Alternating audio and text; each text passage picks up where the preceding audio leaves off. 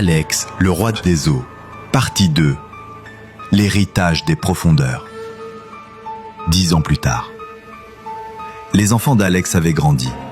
La vie les avait marqués de douleur et de silence. Leur mère était morte depuis longtemps. Myriam, l'aînée, faisait tout pour maintenir le foyer. Rose, sa jeune sœur, restait douce, fragile, rêveuse. Et Boris, le seul garçon, travaillait comme mécanicien, usé, sans repos. Ils vivaient tous les trois dans une petite maison en bordure de la ville, à la lisière du bitume et de la poussière. Mais la misère n'a pas de fin pour ceux que le destin oublie. Contre-affaire, jement de Boris et la Posimalé logis. La mort de Boris. Un soir, Boris rentra du garage en titubant. Il toussait du sang. Il resta allongé pendant 3 semaines, sans soins.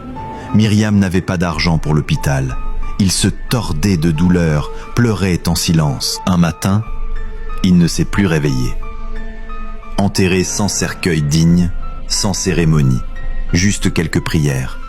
Le deuil rongea Myriam et Rose. Le recours ultime. Un jour, Myriam décida de se rendre au village pour voir son oncle, le vieux féticheur, cousin d'Alex. Elle demanda un logement, une solution. Mais l'oncle, fatigué, proche de la mort, lui dit « Je ne peux plus t'abriter, mais je peux te donner la clé. Tu veux revoir ton père, le roi des eaux? Je peux t'ouvrir le chemin. » Myriam accepta. La préparation. Pendant 7 jours, elle fut initiée. Elle dormit sur une natte dans le cimetière. Elle ne mangea que du mil sec et des racines. Chaque nuit, elle récitait des incantations en langue oubliée. Son oncle invoqua l'esprit du premier homme enterré dans le cimetière en 1955. Un homme à l'âme puissante, gardien des secrets souterrains.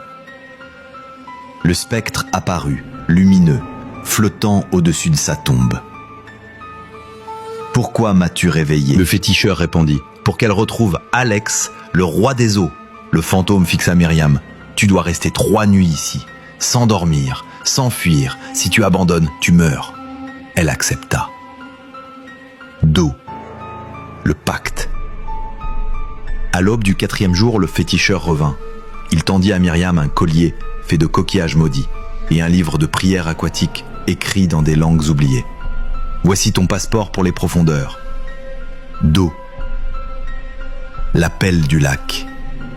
De retour en ville, Myriam retrouva Rose, qui travaillait dans un petit magasin. « Je suis prête.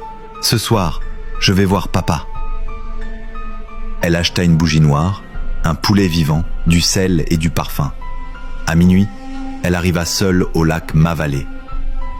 Elle alluma la bougie, égorgea le poulet et jeta le sang dans l'eau. Puis elle cria « Roi des eaux, roi des tritons, Triton, moi, Myriam, votre fille, je vous appelle. » Le vent s'arrêta. L'eau se mit à tourbillonner. Un hippopotame géant sortit lentement du milieu du lac. Il s'avança, puis se transforma en Alex, majestueux, mi-homme, mi-poisson, portant une couronne de corail. La transmission. Il la regarda longtemps.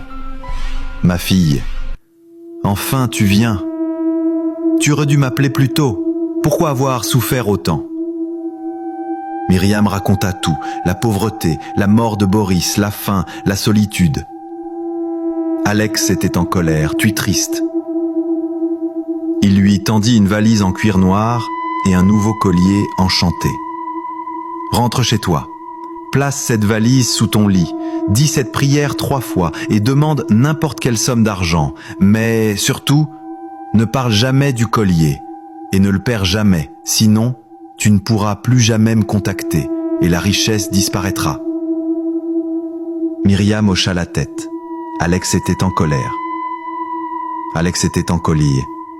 S'entra cela, la renaissance. 2 mois plus tard, Myriam et Rose étaient riches, très riches. Elles achetèrent des maisons, des voitures, des immeubles. Rose partit étudier à Montréal, au Canada. Myriam resta à Lagos, gérait ses entreprises et épousa un ministre puissant. Elles vivaient dans le luxe, mais ne racontèrent jamais leurs secrets. Alex était en colis. 10 ans plus tard, personne ne savait la vérité. Le collier était toujours intact, la mallette toujours pleine.